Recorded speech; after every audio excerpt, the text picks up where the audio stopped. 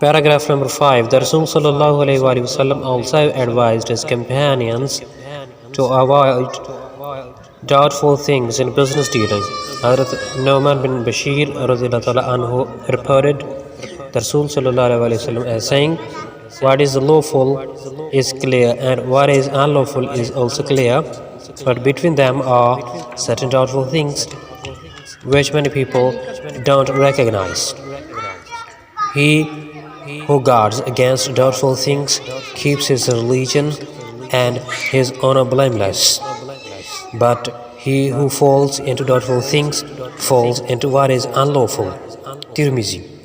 Hazrat Jabir anhu reported the Rasul sallallahu alaihi wasallam as saying, "Allah shows mercy to the man who is kind when he sells, when he buys, and when he makes a claim."